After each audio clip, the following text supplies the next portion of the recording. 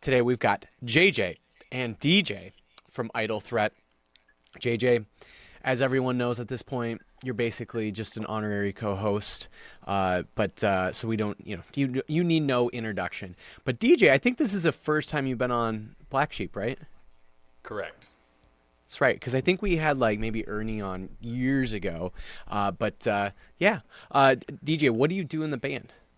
What's your role? I play guitar, backup vocals, sex and appeal. Jumping. Yeah, Jumping. and total sex appeal, right? Yeah, well, I don't. I'm the member of the band that doesn't exist on the internet.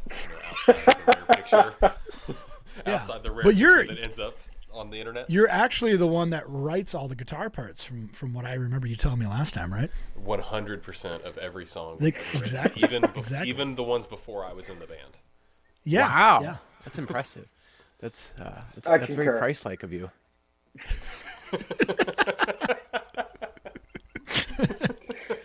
This is going to get really unhinged, isn't it? Yeah. Oh yeah. We said before we started recording, like if there's not a way for us to get Idle Threat canceled by one community or another, then this episode has failed. Dude, all I've got in my belly is 4 hard-boiled eggs. This alcohol is going to really rip and roll pretty quick. Your gas later is going to be absolutely deadly. There better not be a gas leak in that basement of yours.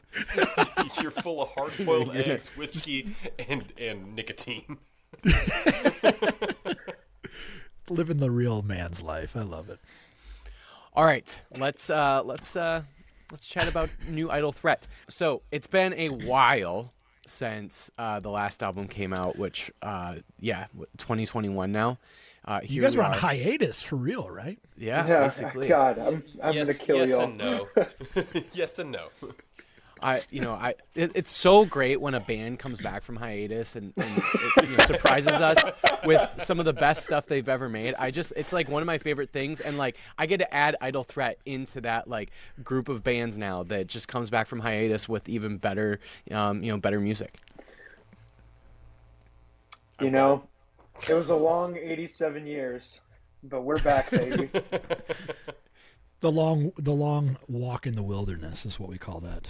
Yeah. It is kind of crazy though. Like it's been 5 years now. I mean, like I remember it felt like a whole lifetime ago. Half a decade. And what's really funny is JJ, you've been on the podcast, however many times now, and you've been plugging this new album like for like at least a good solid 2 years. Like this album has gotten so much promo for so long. It's pretty like if it doesn't live up to expectations, then I don't know. Then maybe just the music sucks. I don't know. In his defense, I mean, while we were on hiatus, obviously, the writing, it never stopped. But we've been writing for this album for, probably since around the time Blurred Visions came out. Wow. We've got, because I like catalog everything on my phone, because that's how I just, if I think of like an idea or something, I'll just kind of play it, film it. The shirtless videos. Yeah, the shirtless videos. But they're all shirtless? Not all. Most of them are. Well, it's kind of become a thing now. Like if you send a video of yourself playing guitar, like you just go ahead and take your shirt off. That's Does JJ send one back just pantless, going commando? Yeah, yeah. This sounds like if you all were doing this, just sending videos back and forth, just shirtless of some of like the little riffs or whatever you're writing. That sounds like a music video in and of itself. Yeah. I don't know how appropriate that'd be. I don't think it would be on Jesus Freak Hideout for very long, but it would at least fancy my tickle. I didn't know that Idle Threat was catering to the homoeroticism of their fan base. Well, boy, you have no idea. We just need. We decided post-hardcore needs more male nipple, so that's really the angle we're trying to hone in on. Free the nipple. Do you remember the 90s when like every single hard rock band had like one, like it's usually like the bassist that just had like the giant nipple piercings? Oh yeah. Whatever happened to that? I'm not saying I liked it, but I'm just saying it was a vibe. I'm so glad it's gone. We need to get Zeke to pierce his nipples. Oh my God. Could you imagine? No. No, he says. Wasn't the System of a Down guy, like, he had crazy, like, Oh yeah, pierced Chavo? nipples. Chavo had it. Yeah, and I think he of, had like the braided goatee too. Yeah, yeah. Oh, and yeah, that was sick. Comerford from Rage. Oh, Against really? Machine. Oh yeah. Yeah. Also, big the ol' lead singer for honkers. Lit he for sure, I've watched videos where he had just one pierced nipple though. He just only pierced the one. Yeah, man. that's extra edgy. Shout out Very edgy. Ryan Day, Ohio State coach, when his pierced nipples. Does he really? Yeah, dude. I think it was. Also, you Oh, I kind of didn't look know like that. Ryan Day. You kind of look like Ryan Day. Whoa! Thanks. Doesn't he? He looks like Ryan That's- Day. If I That's if dope. I Like your coach- Especially eyes with the look headset very much on? like Ryan Day. if I coach With the football- He headset looks on like right he's now? about to go coach a football team. If I do, I'm Do you gonna have a make play sure call we play sheet? no one. It's the Ohio State way.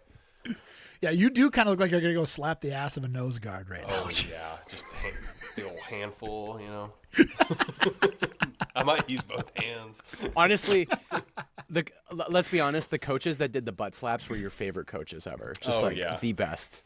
Yeah, Yeah. everybody wins, you know. That is true. My wide receivers coach in college was like that. He like always just was a butt tapper. I mean, he was the best. He was the best wide receivers coach. This explains a lot about Mason. Yeah. It does. It does. Coach does. is over there just biting his lip.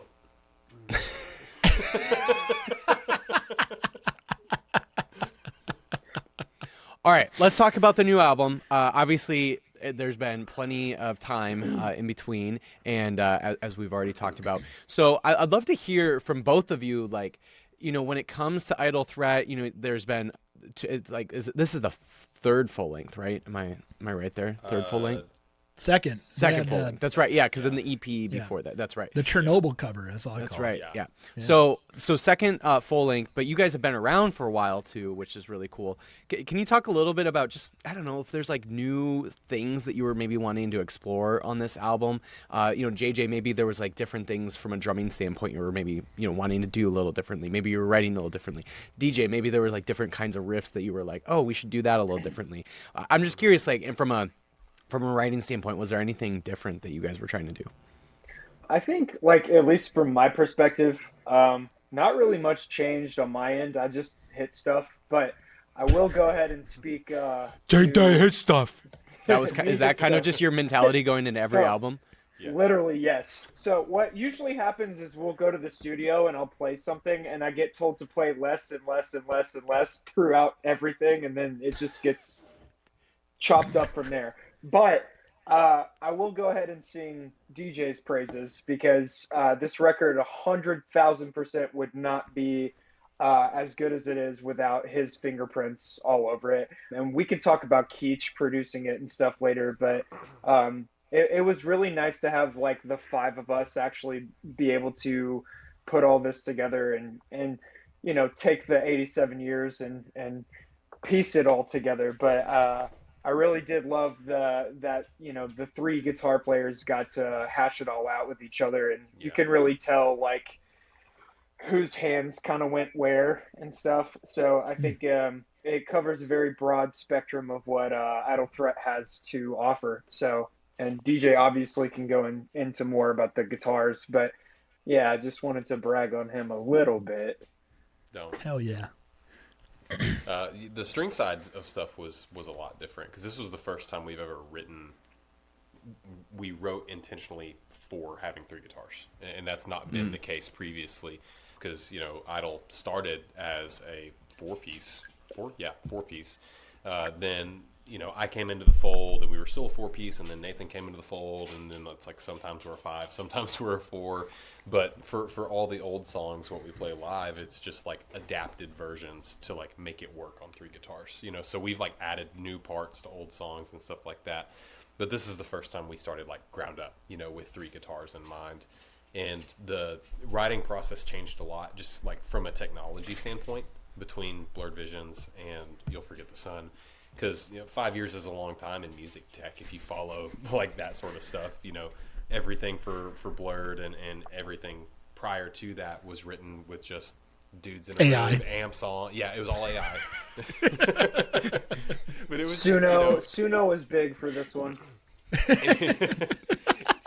It was just dudes in a room, amps on, like full volume, and everybody's like trying to like play over each other and understand each other, and it's hard to like provide context if you have an idea, so sometimes it like doesn't come across and that sort of stuff.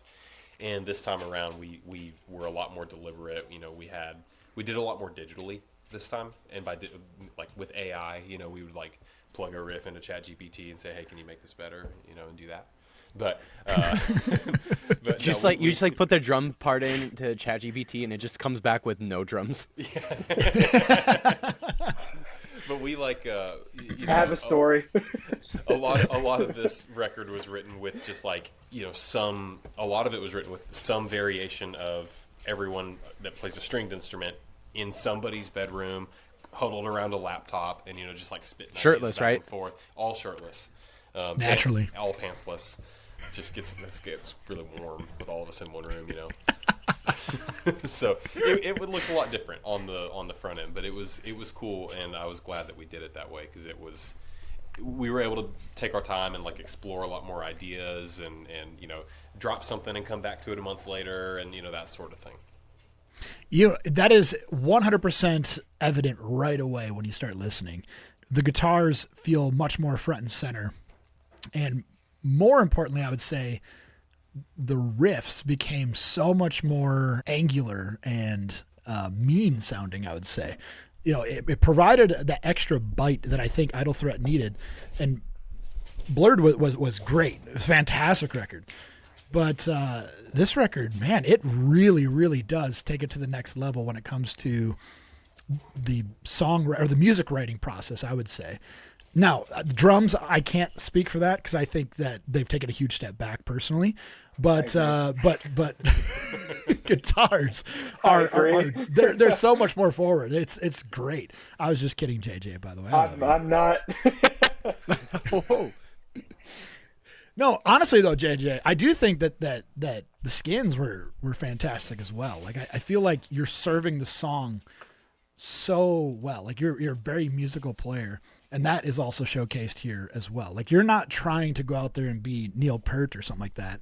You are, yeah, for real. I can't imagine loading that in. But like for real, like you're playing to the song so well that you're adding those dynamics that are absolutely necessary.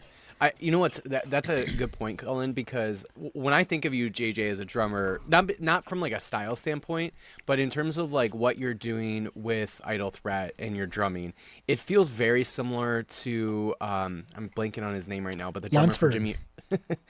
No, for real, I get Lunsford vibes from you right now. I think style-wise, I hear that. I totally hear that style-wise. But what in terms of like your point, Cullen, about serving the song, what's his name from Jimmy Zach World Lins. does that really Zach.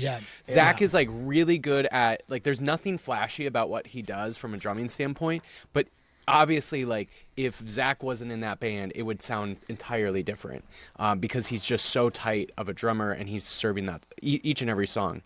And I feel the same way about you, JJ. And maybe that's just a backhanded compliment to say that you're not actually that good of a drummer, but it is to say you're clearly good enough to hold it together.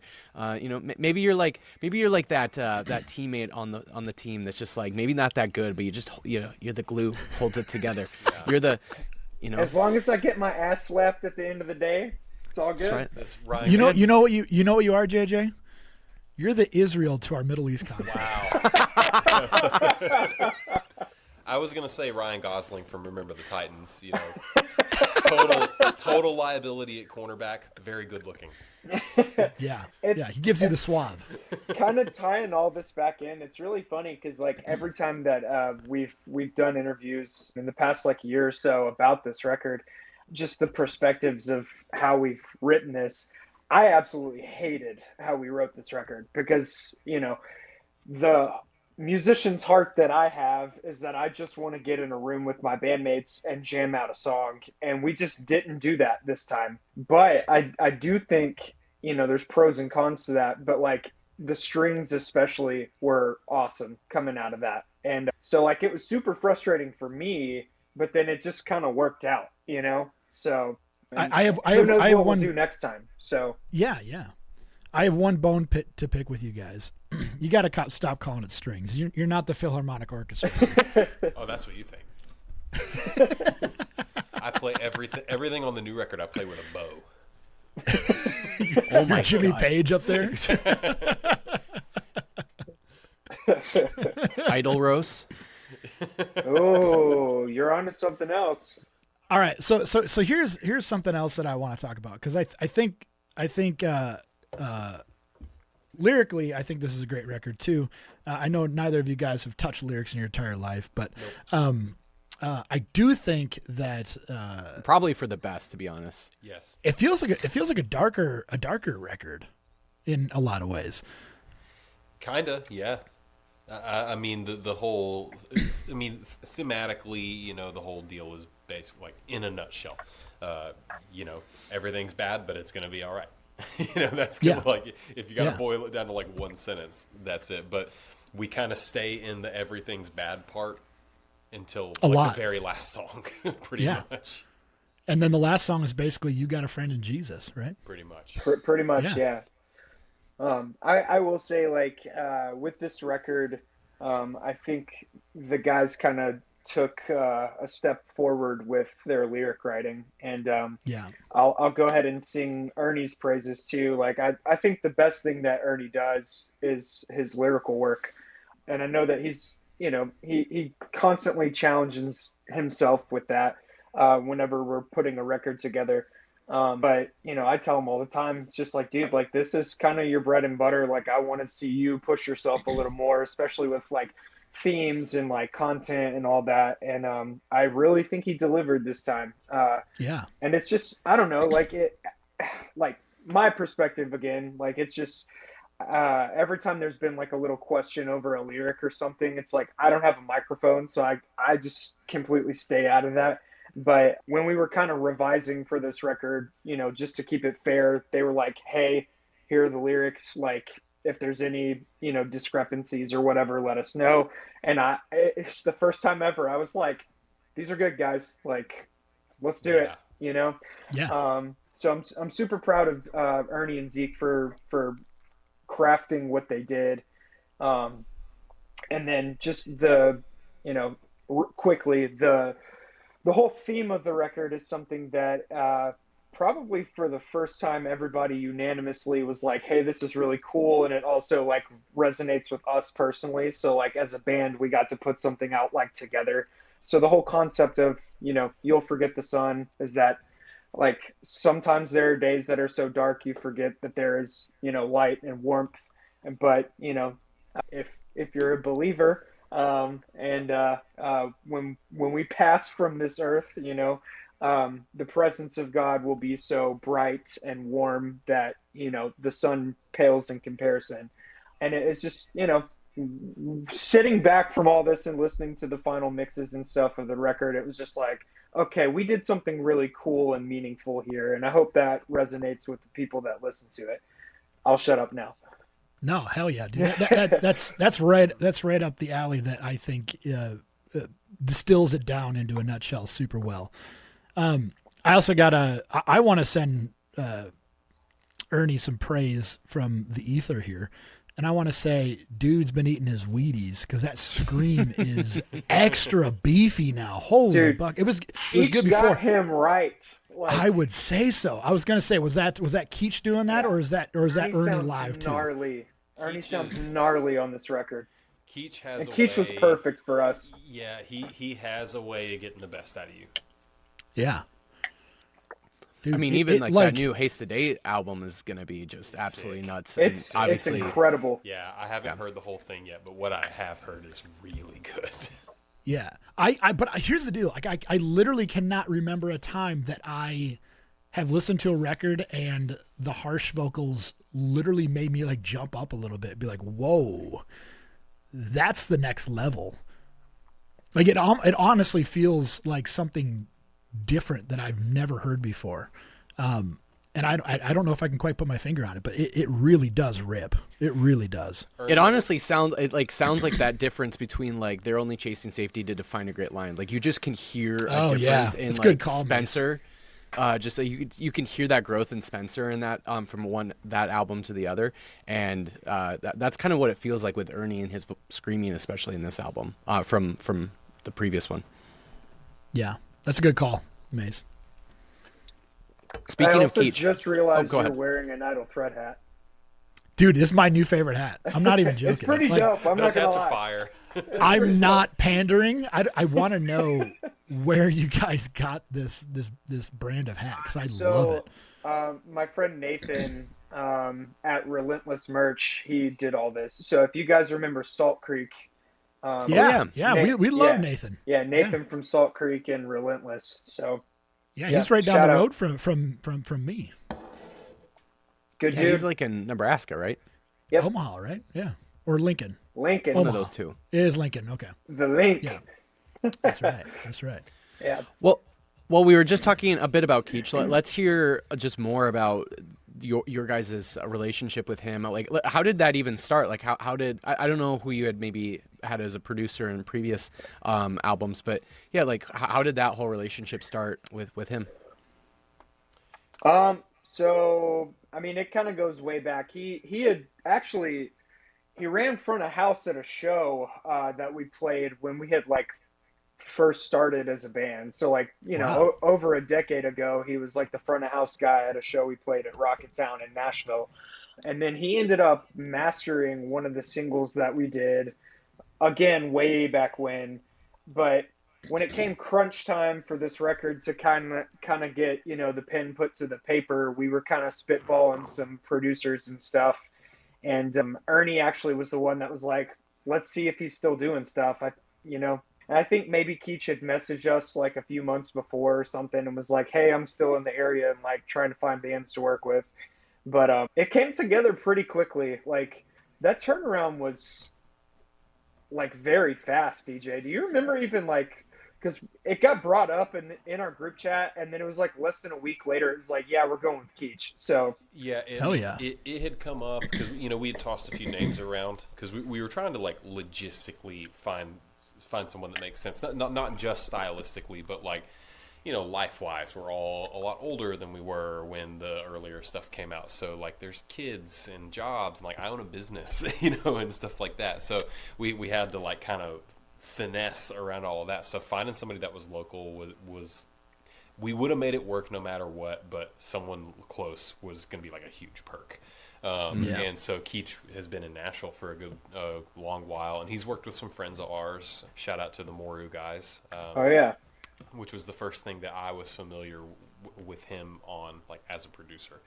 So we were aware, and I think JJ, I think he had like maybe shot Ernie a message or something at some point in like the not too distant past, and being like, hey, you know, you guys working on anything or something like that. And so his name got tossed around, and we were immediately all like, yeah, let's just do that. And then the label signed off, and that was that. Heck yeah. hell yeah, dude. He clearly has done y'all right, and you know, I think that he has like the kind of capabilities to like be like the next like Aaron Sprinkle kind of I can see individual it, if he wanted to be. I underestimated. He's got a lot of irons in the fire though, but Yeah, I underestimated his depth of musical knowledge. Like he can play everything, he can sing, he can scream, he knows theory, you know, like so it was impressive. And I remember the first time I'd actually met Keach, he just like it was one of our last rehearsal/writing days, like live rehearsal days, before we were gonna like meet up in the studio. And he just came to our practice, and you know we had done pre-production on not all of the songs, but I don't know, probably like 60% or something like that of the album. And we had sent everything to him, and you know, like he like actually took the time to listen, and he like showed up with notes, and he's like, I think you should make this change here and here and here, and it just like came right in and made several structural changes to the songs, which we wanted because we had communicated to him on the front end that we didn't just want somebody to hit record. You know, like we wanted the like proverbial sixth member of the band, right? You know, like to have some creative input. It's so funny because even the like small discourse we had over this, it was like once we kind of got in the studio, it was like this is perfect for what we needed. So like I'll go ahead and plug Idle Threat's third record that's coming out in 2037.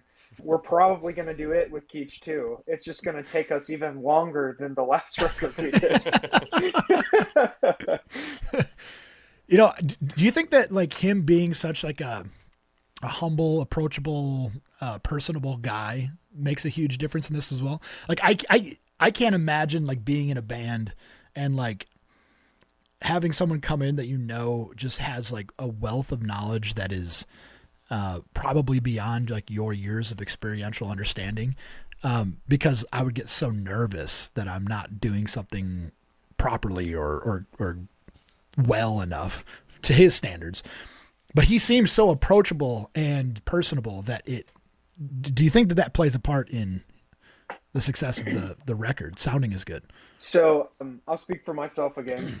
So it's when I hate tracking drums, it's always like I get real nervous. It's because you usually have to be good when you track drums, right? Yeah, that's true. So but Keach was like perfect to record with.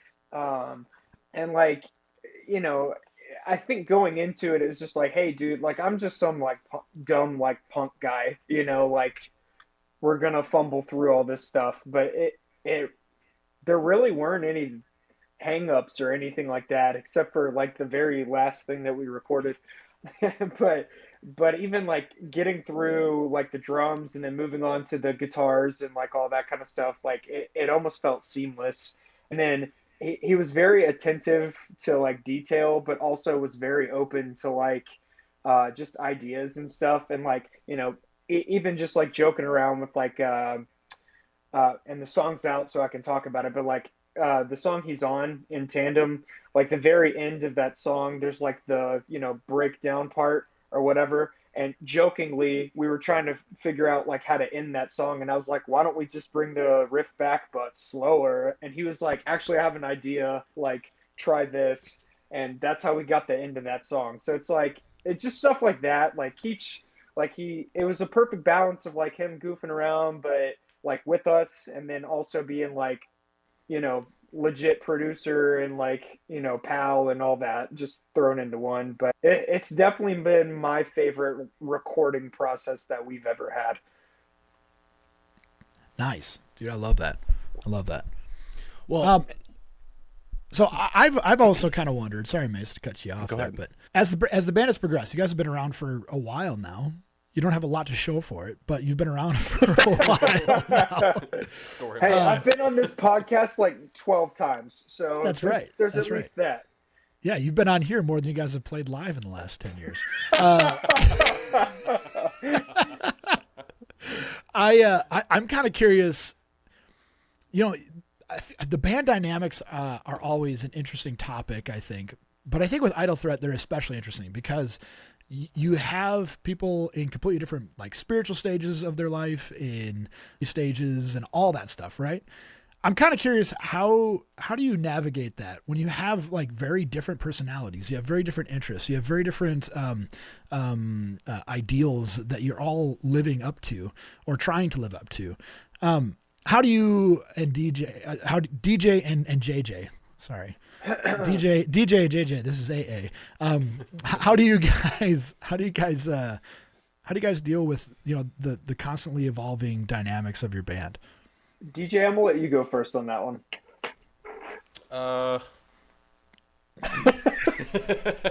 No, I think everybody, for lack of a better term, like stay in your lane, if that makes sense. Because theologically, spiritually, there's, we're all believers, but there's a lot, guy to guy that we don't necessarily believe in, like Zeke and Ernie have their beliefs, and whereas like JJ and then probably even more so me are a lot more just deconstructed. Jokingly call myself like loosely Christian, because like I am, but it's very deconstructed. I kind of have like my own interpretation of things, and like everybody's cool with it. Everybody, we're all out for the same end goal, and we're cheering on the same team, kind of. So it's kind of everybody stays in your lane, and there's not any need to like press anybody about what they believe or anything like that. It's everybody's cool. That's awesome. How about JJ, do you have something else to add? I would say that'll be in my book when I write it. Wow, you're gonna write a book? You know how to write? I was like, you can read?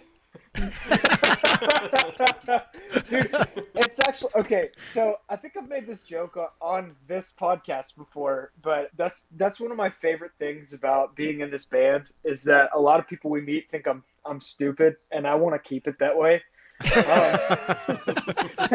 But it is funny to me, like whenever people talk about like school and stuff, because like this happened at Furnace the last time we played it. Someone brought up like, oh yeah, like didn't you like go back to like grad school or something? Talking to Ernie, and he was like, oh, like I did like coding or whatever, and I was like, yeah, he got a coding certification, blah blah blah. He got a new job. And then someone else asked about like me and Zeke meeting at school, and they were like, "Did you meet at college?" And Zeke and I went to high school together. But anyway, so someone asked me one time, they were like, "Yeah, did you ever go to college?" And I was like, "Yeah, I went to college." And they were like, "Oh, okay, cool. It's just surprising to me." And I'm like, "Bitch, I got a master's degree." Like anyway, so what? We'll let that go. I'm too scatterbrained to get into all that, but. Whatever. But so yeah, all of us get along. You are not. You're not beating those allegations off. No, not at all. I swear I'm smart. What were we talking about? Me smart, you dumb. Dude, you know what else is crazy? The AD is HD right now.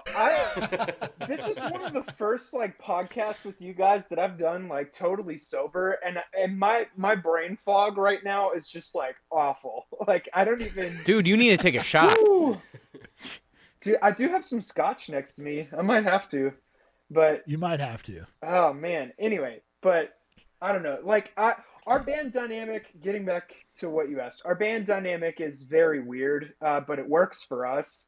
And like, I think like friends and like fans and all that, you can just see it. Like you can smell it on us from a mile away. But like the thing is like it doesn't matter how different we are, like in our religious background or like financial background or I don't know, like I'm so much smarter than the other guys, but it never really gets to them.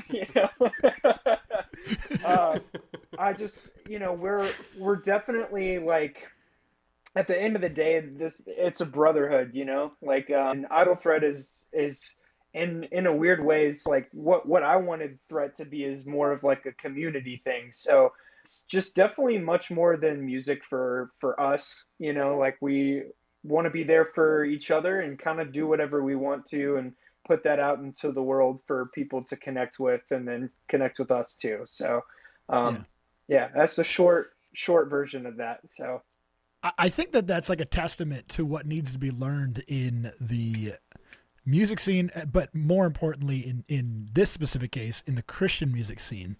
There's so much push towards this fundamentalism and right, it's gross and a purity test of all times. But that's just not how life is. And to me, I find it very jarring and annoying. And it really turns me off to wanting to be someone receptive to Christian or Christian influenced music. So I commend you guys because you're an example of what real Christianity should be, which is just loving one another for who they are, understanding that we all have shortcomings and downfalls, but understanding at the same time that we can have this brotherhood like you're talking about. So that's a big message I think that I want to get out here. Right.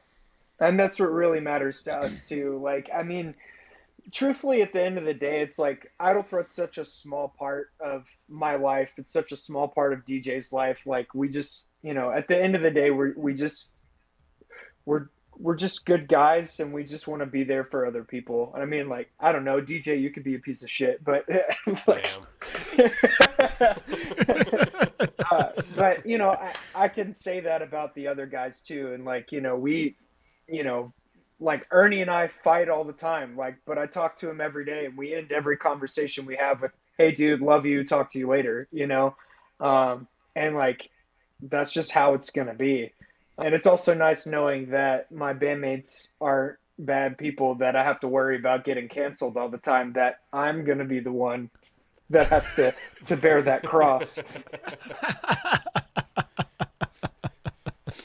It's real. Say it from your chest. Say it like you mean it, because we know you do. Not to go back to being so sincere, JJ, but you mentioned that you, even though like you and Ernie will fight, you always like end every conversation with an "I love you." I will say this about you, JJ: as much as you love shit talking, and actually, I think you really, I think shit talking is genuinely like one of those like love languages. You know, like everybody says. You know, everybody says like, oh, like sarcasm is my love language. Like, it actually is probably very true for you. At the end of the day, one thing I've always loved about you, JJ, and actually I think you've maybe like influenced me actually in my own life of sort of habits that I've formed, is I used to be really bad at telling, especially my other guy friends, that I love them.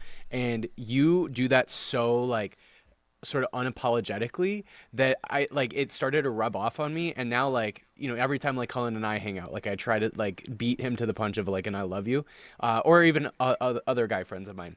I try to beat him to that punch of an "I love you," and it's largely because of you. You have influenced me on that, and that's like one really cool thing just about our relationship. But maybe for a broader point of, I think that like exists, or that sort of exudes throughout all of Idle Threat. Like I remember the first time like meeting Ernie and Nathan, and I guess I don't know if I've met Zeke as much, but or even like you, DJ.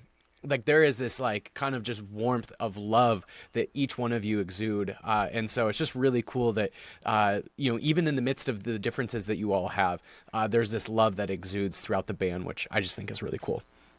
Hell yeah. It's a focal point. Like I'm gonna put myself on the pedestal and take like some credit for that, because that's like that is like normalized telling your male friends that you love them, and that is like a tenet that I like live life by. And like personal anecdote, like I kind of like figured that out early. Like my grandfather, my dad's dad, was a hero of mine, but he grew up tough, man. You know, child of the Great Depression, you know, he was a veteran, and you know, all that stuff. And you know, we had a great relationship. He was a very like loving, nurturing grandfather to me, but he didn't grow up in a society where you say that to other men, right? And so as he got older and I was getting older, and I could see that he was getting older, you know, I made it a point. And I remember the first time like I was leaving my grandparents' house, and I just stood in their doorway. You know, I was leaving, stood in the door, and said, "All right, Papa, love you." And I just stood there until he said it back. it was a really uncomfortable like 20 seconds, and then he's like, "Love you too." And then afterwards, we said it every time. And so like awesome. My best friend, I tell him I love him every time we talk on the phone, and like all the guys in the band, and like even if we're gonna argue when we part ways, it's "love you, bye," you know. And like I don't know, that's. I like that. I think it just like, you know, it's like put out the energy, like, or put it, you know, that's what I want to see in the world. So you try to put it out there. Yeah, I think that is a masculine thing to do. There's nothing more masculine than security. Right. You are tell your bros you love them. You are enough. I love like that meme where like, have you seen that meme where it's like, I guess like it could be kind of like any bottle of alcohol, but like sometimes it's like the wine or whatever, and it's like the first like little part of the wine is like, you know, like saying some fun little story or whatever, but then like the larger bottle, like then there's like the other larger bottle of wine, and it's like telling your bros you love them. And I'm like, that's me. Like, especially you get enough alcohol in me, and I become like a I love you bro fest. It's just like that's how I become. Or you pass out right before Norma Jean plays. Or that happens. Oh God, the aftermath, and I have to go too. run around the entire festival and try to find you.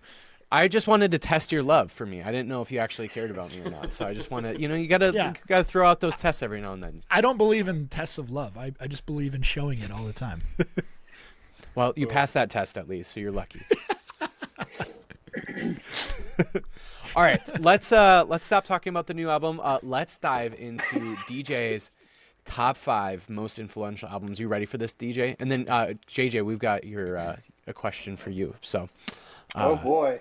Yeah. So DJ, you ready? More or less. All right, let's hear it. All right. All right, let's hear that first one. Okay, number 1. I'm going to say no particular order here. That's okay. Number 1 is going to be Toxicity, System of a Down. Oh, we mentioned System of a Down. I've been listening to that album on repeat over the last month or two. I don't know why, but it just hit me recently, and I just have to keep listening to it whenever I'm driving.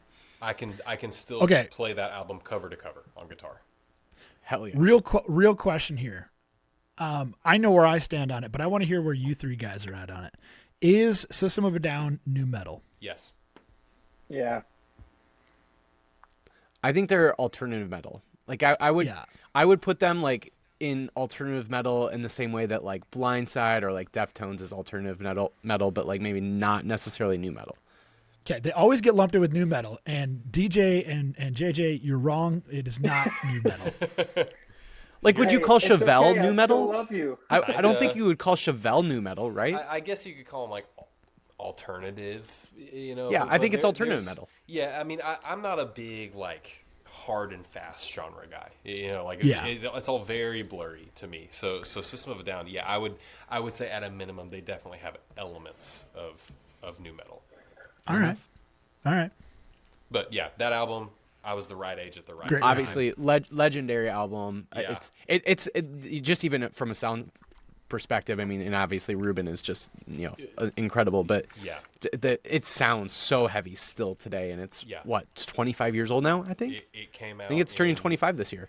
It came out in 01, I think. Oh, Right. one. Yeah, right, so 'cause 25. They released, I think the story was they released Chop Suey, and it's got that lyric in it, "When Angels Deserve to Die" or whatever.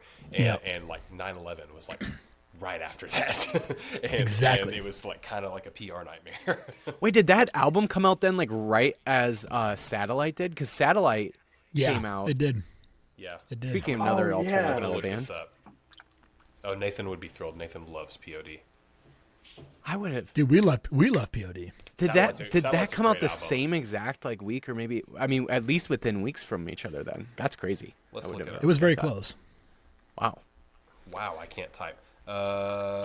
Satellite came out on 9/11. Yep. And then on the what day. what On- what day on did 9/11. what day did the self-title come out for System of a Down? Well, self-titled. Or sorry, earlier, Toxicity.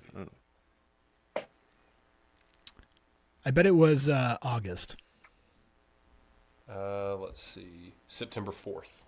September. So a week before. Okay. Wow, that's crazy. Wow. Those 2 banger alternative metal albums back to back. That's crazy. Yeah. We were blessed then. Oh, we were, yeah. we were. Yeah. Chase, we really went down with the trade centers after that. System of a Down still put out some good music after that, so it didn't take the wind out of their sails completely. That's right. That's right. true. All right, next one. One Wing, The Chariot. Oh, a man Wow. after my own Yeah. heart. Which, the Chariot they got better with every album. Yep. The Chariot is my favorite band. Period. System of a Down is number 2, honorable mention. Sure. And the Chariot got better with every album. And if they were still putting out albums, they'd still just be getting better with every album. Right. I'm sure. Right. Things just ascend forever. That's how that works. Cullen, I know Long Live is your favorite Chariot album, Yeah. but do you agree with the take here that they got better with each album, meaning that Totally. actually One Wing is better than Long Live? Would you agree with that? I don't know if I would say better, but I would say different. They morphed. I feel like when I think of One Wing, I think of a smorgasbord, like a buffet. When I think of Long Live, I meal. When I think of Wars, I think of the best night out food, right? I don't know why. When I think Olive of Garden. yeah, Olive Garden, yeah, necessarily an Olive Garden. I was thinking a really really good Taco Bell, after like What is 3 that? a.m. What does that make the Everything album? Everything would be Is that like would the be like would the be like Beyonce? okay, McDonald's dollar menu. like no lunch cafeteria food or what? Everything is like when you go out and or sorry, like when you go to grandma's and she makes that one meal that she always made for you as a kid. Yeah, Oh, but yeah, it's And then, yes. and then fiance is like the best meals that your mom made you. Oh, I would flip that around. Oh, yeah. Well, that's because Sheila can't cook. I'm sorry. Well, Love Sheila. Sheila, if you're listening, you're not. But if you are, I love you. You're just not a very good cook. I think she'll. I mean, I've told her that to her face many times. You have literally invited me. I remember back in high school, you invited me over for dinner once, and I was like, sure, I'll come over for dinner. And then that was the last time that You I ever came ever over for accepted that dinner. invite. Good stuff. All right, next album. About a Burning Fire, Blindside. Oh, man. Goated. Dude, Cullen needs new pants. Dude, I remember that album. My sister actually introduced me to that album. I don't remember how old I was. Wow. I just looked it up and it came up in. Is your sister single? No. But she introduced me to that album, and I actually still have her hard copy of like their CD That's cool. that she gave me. Wow. And then of course they re-release it at Furnace Fest on vinyl, so I went and bought that. Yeah. But that So sick. album was just, I don't know. That was like in my rebellious years where I thought everything had to be super heavy, and you turn your nose up at anything Yep. that doesn't kind of meet that standard. And then that album came out, or at least I heard it for the first time, and I was like, okay, like you can like back off the throttle a little bit and still be good. it somehow scratches every itch, right? Yeah. Dude, oh my God. Yeah, I do think it's their most complete album. It's cover to cover. That means there's just nothing but bangers. I don't think it's their most complete album, but I do think it's obviously up there in the top one. I think their most complete album is Great Depression, personally. Huh. I think that's their Whatever. most like. It's actually. I think that's my favorite album of theirs, but I do think About a Burning Fire is their most complete. Like and I mean complete as in like, okay, let's say there's somebody who has never heard Blindside before, and you were like, okay, this is like the album to introduce you to the Blindside sound. I think that's the best introductory kind of album. Meaning to me, it's like the most complete of their sound. Yeah. Yeah, that makes sense. I would agree. Well, Silence probably is more of that. Maybe. I think that Silence has like a lot of their heavier stuff, which is great, but What? About a Burning Fire has way heavier songs. I don't know if that literally DJ was just saying that like not everything had to be heavy, and that's why. Good grief. Oh, okay, Most DJ. of Should that we? Should, album- most of that album is pretty just like rock. Yeah. There are some, but then you also have like Eye of the Storm on it. and the title Yeah, there's a track. few moments. Yeah. That's why I'm the saying it's title it's track is complete. So, yeah, complete's that's a good descriptor. Yeah. Yeah. Okay. How about the most eclectic? Oh, okay, great, wonderful, love it. Okay, one other side tangent. I've always liked that Blindside always has like some like weird like Swedish like house trance kind of like tune on it. I'm cool with it, man. I'm so cool with well, it. that's true to them. Yeah, Like, that's and it's like slightly sophomoric sounding, but I really appreciate it. it's the same way I feel about like British bands that don't mask their accent. Like I Oh, yeah. love that. I love that. I love when, that. when they Black don't Party's try the to- best at that. Yeah, like those early Arctic Monkeys Yeah. albums. Oh yeah. Or like Yeah. they're not British, but like Birds and Row is Yeah. one of my favorite bands currently. Oh yeah, you doing can it. really hear his French accent. Yeah, and I love it. It's so endearing. And like in their so Bart's English has gotten a lot better if you follow that band. But Yeah. I met them early on. I think I saw them for the first time on the Chariots farewell tour. That's when Mason and I first saw them. Yeah. Yeah. Oh really? Yeah, I talked to him then, and then Idols actually played with him a couple times. So I've gotten to converse sick. with him a couple times through the years, and like his English has noticeably improved. But in their early songs, like their early stuff, if you go back to like "You, Me, and the Violence," it's like even the lyrics are in like semi-broken English, and Yeah. I love that. Like it's just such an endearing thing. It's more authentic. Yeah. Yeah. I'd Yeah. agree. That's Yeah. awesome. All right, next record. This one you might not know. Mongrel, the number 12 looks like you. Oh Mongrel. wow. So I was a big Man, this might be the mathcore guy. first the number 12 Looks Like You that we've ever gotten, I think.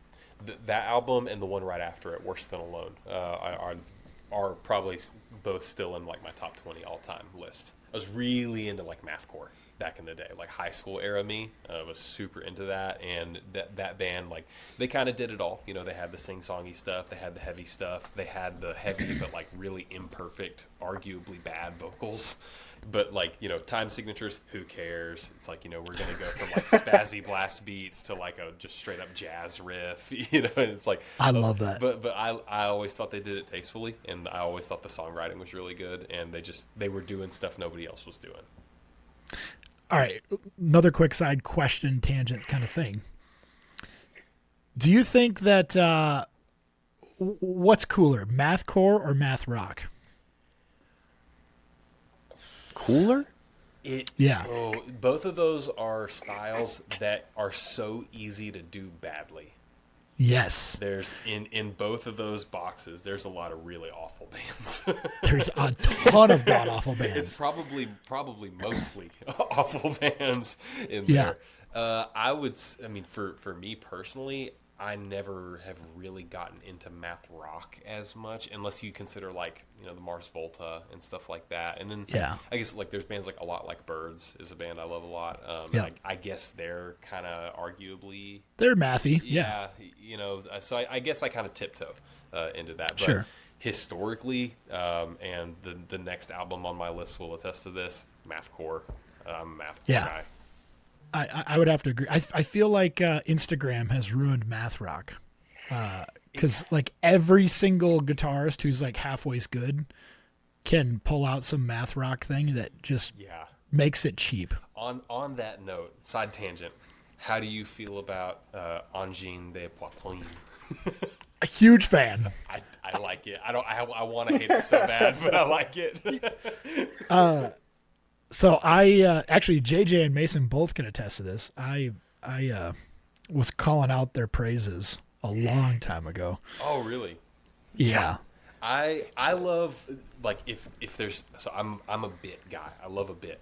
And there's few things that I respect more than commitment to the bit. And That's why we get along. Yeah. It's not much more. It's hard. But like even the guitar that he plays, like, Yeah. that thing had to be catastrophically expensive.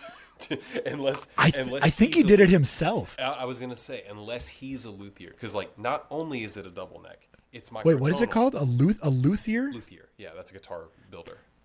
I have never heard that term. I love learning new vocab. That's so good. I'm glad I could enlighten. I think DJ is the smartest person in the band. He is. I've got a good vocabulary. I'm really good at fixing. I'm the fixer. I fix things when they break in the band. DJ, since you're also a Chariot fan, what's really cool is not only did like Cullen like learn about Angine way back a while ago, nearly a year ago. They had a band together. I forget the name of that band, but they've been playing together for years now, both of those guys. But they were in a band before that they would scream in French, obviously. But it literally sounds like 68, honestly. Like it so really good. does. I need to hear this. It's like French 68. It's Yeah, really I'll find well it. done. Give me a second. I gotta remember the name of it too. Yeah, I need to hear that. It's pretty sick. All right, while we wait for Cullen, number 5. Danza 2, the Electric Boogaloo. Oh, yes. The Tony Danza Tap Yes. Dance Extravaganza. They were hometown heroes. You know, they Yeah. were from Murfreesboro, which is where I live now. And so I was in like middle school. I have 2 older sisters, and you know, so their friends were always around and stuff. So I learned a lot about heavy music from their friends that were all like 5 to 8 years older than me. Like that's how I discovered Norma Jean. And so one of their friends had introduced me to Danza, and you know, they were local, and I was able to like go see them. And you know, Wow. when you're like 14, you have this perception that like just because someone's on stage, like they're a big deal and they're famous. So like that's how I felt about Danza at that time. And you know, they're just like face melting riffs and stuff like that, Right. and just totally taken by it. And then they released Danza 2, which was just a much more like musical like complete and produced album than Danza 1. And I just fell in love with it. Have you seen that clip of them on Tony Danza's show? Yeah, I was like, that's a real. Or he's like listening to a bit of them. Yeah, It's so funny. it's so good. All right, this is Angine de Poitrine before they were Angine de Poitrine. They were Poe, I think is how you'd say that. I don't know if you can. I guess. Something like Yeah. that. Do you want to hear it quick? Oh yeah. Will you get in trouble for playing it? Nah. Probably.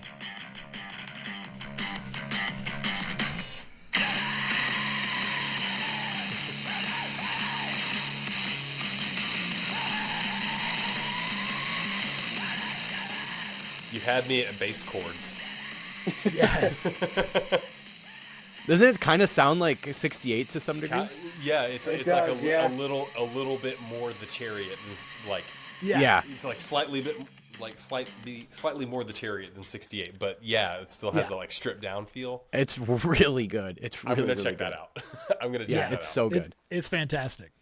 Dude, that's a great list. I mean, that's like one of my favorite lists that anyone's ever mentioned. So obviously, It might anytime actually you be add my the Chariot favorite. in there, I'm going to be a fan, but still. I'm surprised we haven't gotten One Wing more often. You'd It's- think. The production on that album, that's when the Chariot finally got the production they deserved. And I know they were like kind of trying to do the lo-fi thing the whole time. So like, like the mix on Long Live is great and it fits the style, and I think it's probably what they were aiming for. But like, One Wing just hits, man. Yeah, I agree. So good. I agree. All right. Well, great list. JJ, now you've got a separate list. Since you've been on the podcast so many times, it's like hard to imagine or it's hard to create sort of a creative list that will be fun. But we've got, is it 3 bands? We should do 3 bands, right? Three. Yeah. 3 bands that make you want to drink. And not only that they make you want to drink, but a certain kind of alcohol, right? So you have to name 3 bands that make you want to drink and what alcohol you want to drink to that band. So take it wherever you want. All right. I'm only Carly gonna Rae. I'm only gonna do okay. fun drinking. Good. So we'll start with that. I'm gonna say, get me a nice margarita. Okay. A nice frozen margarita, and I want to listen to Kesha or Carly Rae Jepsen. Of course. Yeah. So if you could throw on some emotion, me get like one of them lime baddies with like a little like umbrella in it. That's a good time. I'm singing every word, any song you put on. On a Monday margarita deal, right? What yeah. what are you smoking up that night? Oh, Or dude, that day? if we're sipping a marg, you got to be making some brisket tacos Oh, or like maybe some pulled pork. Oh, dude. But then, Yes, sir. okay, number 2, just any kind of cheap beer. So like a PBR, Coors Banquet, Busch Apple is back. Grab one of those. And then you gotta grill something like a hot dog or some steaks and listen to Every Time I Die or Norma Jean. I was gonna say Oh. Norma Jean. Yeah. That's yes, sir. like almost every weekend for me. Like, just something easy, like crack open a sixer, put on Oh God, Yeah. The Aftermath. You're having a good And time. put that dog in you, right? Dude, put that dog in me. Please don't phrase it like that.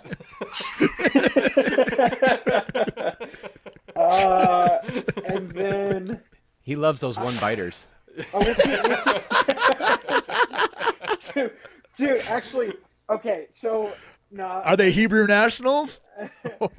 Oh, Come on, JJ, do it once. Those- Do it once for the nerdy. oh, Yeah. those are the best hot dogs, though. Straight They up. are They got that- legitimately They the got the best. snap.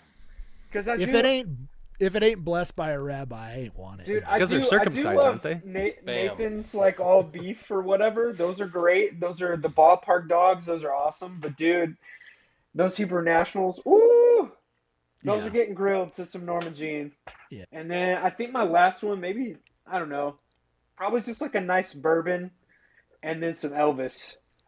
Ooh, Elvis. Yeah. That's Wow. Okay. that's a good combo. That's a good Yeah. I wouldn't have guessed you as an Elvis guy. What kind of Elvis tunes do you like? Do you like Fat Elvis years or do you like young Elvis? JJ Wait, loves Elvis. are you serious? Have we never? I talked did about not know. this? We've never talked Elvis. I don't know. Dude, I have an Elvis tattoo. what the hell? I did not Yeah, know this. I have an Elvis tattoo. There's an entire shrine over in my corner. It's most of it's in boxes, but like I have Elvis like crap everywhere. Like dude, JJ, okay. I'm a massive Elvis fan. Dude, I don't know how I didn't know this about you. You must like keep this like inside. But like I didn't know it either, so you're not a very good friend at sharing I other talk to things you about guys yourself. every day. I know. Here's the deal, JJ. I don't know if you know this about me, but Elvis was my gateway drug into good music. As it should be. Like So I literally went from listening to Aaron Carter, NSYNC, Backstreet Boys, go, Shania Twain, Let's go, girls. the goat. okay, and then I heard Elvis, and I was like, "What is this?" And Elvis set me on a track immediately into Norma Jean somehow. I don't know how, They but go that's hand how in it hand. went for me. Is that really the case? Yeah, Sure. I mean, like, it's crazy because, like, when I was a kid, I'm pretty sure I've talked about this before in, like, the first episode I was in with you guys or something, but, like, when I was a kid, like, my dad really influenced, you know, most people's music and tastes or whatever, but, like, my favorite artists when I was younger were literally, like, Elvis Presley and then, like, your cliche, like, you know, Kiss and Rush and Metallica Yeah. and stuff. But then, since my dad is a preacher, you know, we went to all these like conventions and stuff like that, and I just kind of fell into like the whole Christcore thing. So like, my favorite bands were like August Burns Red, Norma Jean, As I Lay Dying. You know, Yeah. insert all of our favorite bands here. But literally, that was the pipeline for me. It was like Elvis Presley. And then you blink, and then you know Norma Jean and The Devil Wears Prada and all those bands. Yeah. So, Wow. Twins. dude, we're about to have like such a long text conversation about Yeah, dude. Elvis because I can talk Elvis for days, man. I love me some Elvis. Same, dude. Dude, we should DJ. drink bourbon and listen to Elvis together. I'm down. Let's do it. Let's do it. DJ, what was your what music did your dad influence you to listen to? He's big into like grunge, specifically acoustic. So like Alice in sick. Chains, like Yeah. specifically Jar of Flies and stuff. Yeah. Well, and specifically like the MTV Unplugged, that special. Sure. Them Sure. and Nirvana's MTV Unplugged. I mean, he had a VHS of both of those. And he would sit back in his room and just, you know, learn the songs, play along on guitar and stuff. So Sick. Yeah. being the obnoxious kid, wanted to do what Dad did. Yeah. And, you know, and then he dabbled in, you know, some, like, heavier stuff. Like, he's a big Motorhead guy. Dude, your dad sounds fucking awesome. Yeah, I was gonna say my your dad's dad pretty rules. sick. Yeah. Motorhead, Sabbath, Montrose, Whoa. some Metallica, you know, stuff like Godsmack, you know, stuff like that. You Wow. know, he definitely dabbled in some like heavier radio rock, but Yeah. he was pretty down with the heavy stuff of his day. So Dang. I've always been interested in this because I feel like I've had a completely different experience. So Mason's dad listened to like a lot of the hair metal and stuff like that. And that did not rub off on Mason really much at all from what I can tell. But my dad, like one of the best singers I've ever heard, never listened to music. Like if we did listen to music, like we maybe would listen to like the Gaither Brothers or something like that. And that was it. Is it weird to come from like a basically non-music listening household at all? A musical. Well, and Yeah. and it's hilarious because like so much of your family's so good at singing. I every single one of them. There's not a bad singer in our family at all. That's so wild. Maybe it's Yeah. just because you weren't like restricted from it, right? Like this isn't No, like you can't to an read extent. Harry Your mom Potter, wouldn't let so you then listen to a grow lot up of and you stuff. think you're a wizard. Yeah, well, so that did happen. Like I remember one time my mom drove my car because she had crashed hers because she was drunk, which is hilarious to me. And she took my CD out. The CD that was in there was Impending Doom. Yeah. And she burned it in the fireplace in front of me. Oh my god. Yeah, she literally started a wood fire in our fireplace, which she has never done ever once, and burned it right there in front of me. Which CD? That's how was much it? she hates Christcore. Yeah, it was More Than Conquerors. Man, Servant. Yeah. Yeah, Man. Cullen grew up in the Rip. kind of family that burnt his Christian CDs. Okay, Yeah, for I real. love it. I do have like a moment where I remember my mom burnt all my sister's hip hop CDs, and the only one that I was actually upset about was the Chingy record that my sister had, because I loved Chingy.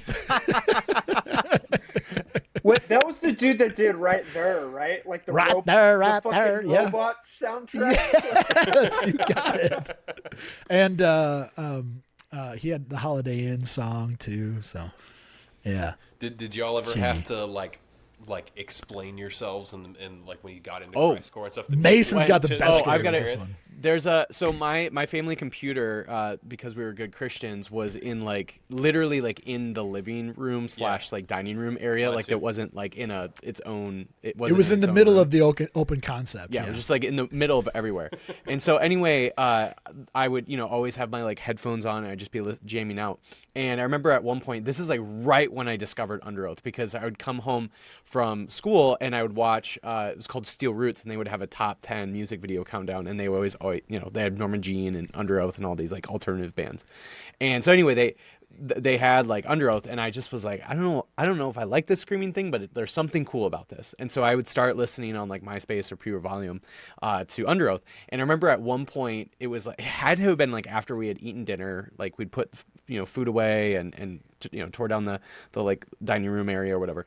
And anyway, I remember I was like listening to Under Oath on my headset, and it was like those shitty like little over the ear headphones that you would wear. And anyway, I must The have ones the you music stole loud from enough. computer class. Yeah, right? exactly. The ones that you would steal from computer class. And I must have been listening to it loud enough that my mom could kind of overhear that I was listening to this like screaming music. And she like asked me, she was like, Mason, what are you listening to? And I knew immediately I was going to have to like justify this to them. So I immediately went into like, Mom, I promise they're a Christian band. It's a Like you Christian can look up the band. It's a lyrics. Christian Like I scrambled, like I was backpedaling so much just to like justify to her that they were a Christian band. And she was like, all right, as long as they're Christian, it's okay.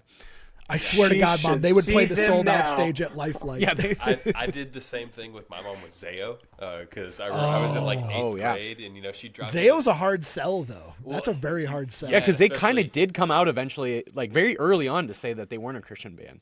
yeah, And they sound like demons, Well, which is it's awesome. true too. Dan does sound like a demon. yeah. I had a burned copy of The Funeral of God, and Yes. like my mom would like suffer through me listening to it in the car when she would like take me to school. But then I realized like I got wise to it because I was able to sell her on that. Be like, yeah, Mom, they're a Christian band, and I'm sure like Norma Jean, but yeah, Mom, they're a Christian band. And then it just clicked that she couldn't understand what any of them are saying anyway. So I just stopped telling her band names. So I'm listening to like the Black Dahlia Murder and be like, yeah, Mom, they're a Christian band.